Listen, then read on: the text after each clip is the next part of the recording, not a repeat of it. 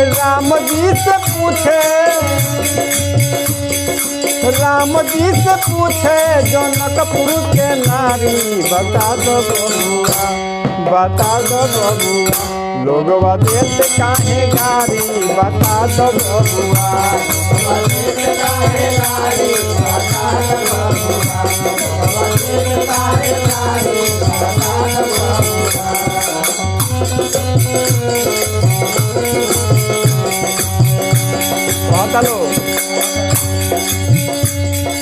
तोरा से पूछूं मैं ओ धनुआ धारी,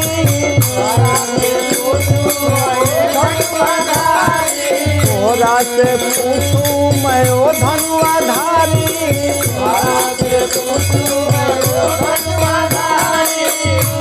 क्या कहता लो? अरे एक भाई गोर काहे, अरे एक भाई गोर काहे एक भाई कारी, बता दो बबुआ, बता दो बबुआ, लोगवा देत काहे गारी, बता दो बबुआ, देत काहे गारी, बता दो बबुआ, देत काहे गारी, बता दो बबुआ।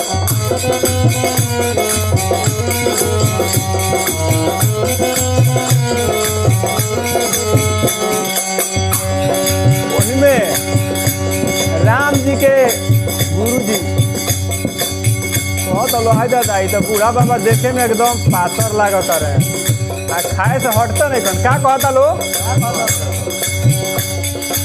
ई बूढ़ा बाबा के पकल पकल दाढ़ी, बूढ़ा बाबा के पकल पकल दाढ़ी, ई बूढ़ा बाबा के पकल पकल दाढ़ी, बूढ़ा बाबा के पकल पकल दाढ़ी।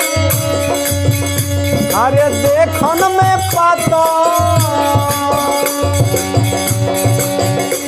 अरे देखन में पातर, खाए के भर थारी, बता दो बबुआ, बता दो बबुआ, लोगवा देत काहे गारी, बता दो बबुआ, देत काहे गारी, बता दो बबुआ, देत काहे गारी, बता दो बबुआ।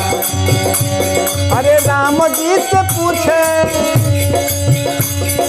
राम जी से पूछे जनकपुर के नारी, बता दो बबुआ, बता दो बबुआ, लोगवा देत काहे गारी, बता दो बबुआ, देत काहे गारी, बता दो बबुआ।